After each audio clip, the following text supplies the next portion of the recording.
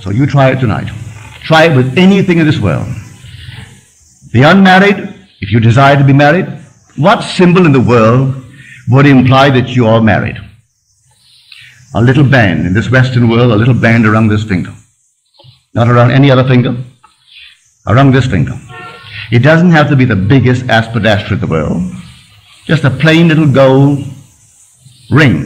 If you wore it there, it would imply you're married. Sleep tonight as though you wore one. Don't put your physical thumb on it. Put your imaginary thumb on it. And feel it in your imagination. You can do it. Feel a ball. Can you feel it? Then feel a piece of silk. Feel this, one after the other. Can you discriminate between all these different sensations?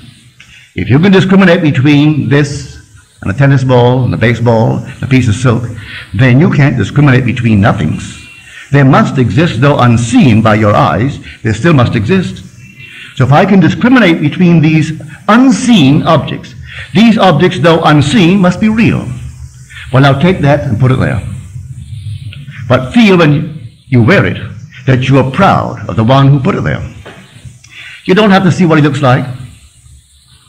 When it's put there, you'll be proud of his name, to bear it, and you'll be proud of him. Just put it there. You know why I know that? My wife did it. She did it. Actually, she did it. One day she was in the presence of a so-called sensitive. And this one said to her, "Why did you take off your wedding ring?" She said, "I am not married." "Oh," she said, "don't fool me. You took off your wedding ring." She said, "But I'm not married." She said, "I'll even tell you his name." And she started off with Never. She didn't quite get it, but she was coming very, very close to it. She was actually sensing what my wife in consciousness was feeling. When I first met her, I wanted her the very first day I knew her. I wanted to marry her. But I was entangled. Was I entangled? But by this law, I disentangle myself.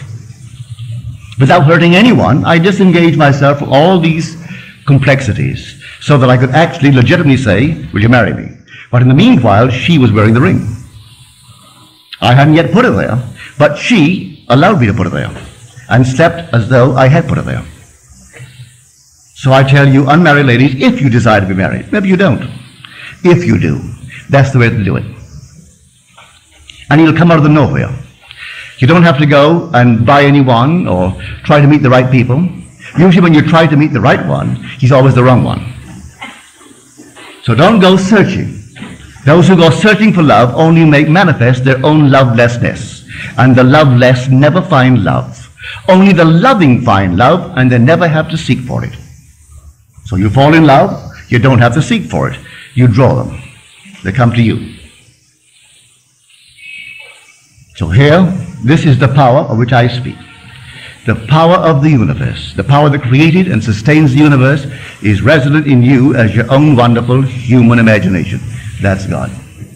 Don't forget it. I know it's difficult when man has been trained to believe in an external God. And he goes to church and gets on his knees and he prays to an external God. And he goes home at night, maybe he does say his prayers, and he gets down on his knees and he prays to an external God. All right, maybe that's a nice thing for someone to do. But I tell you, he isn't out there at all. You won't be criticized for it, but he is within you. Very personal, may I tell you. He is very, very personal. And within you. When you're told in Scripture, of the rock that begot us, we are unmindful. And that seems to be all a figure of speech on how true that thing is. One night, sitting in the silence, rather it was an afternoon, I was thinking of nothing in particular, and suddenly before my eyes came this quartz, an enormous quartz. As I looked at it, it fragmented itself, broke into numberless little pieces, and then it reassembled itself. As it reassembled itself, it was not into a quartz, but into a man, seated in the lotus posture. I'm looking at this man, all seated now, perfect man. As I looked at him, I'm looking at myself. Here I am, the perceiver, observing myself, seated in the lotus posture, this deep, deep meditation. And as I became aware that I'm looking at myself, it began to glow. And it glowed and glowed and glowed. When it reached the intensity of luminosity, it exploded. And then I returned to this level. Where did I see him? Within me.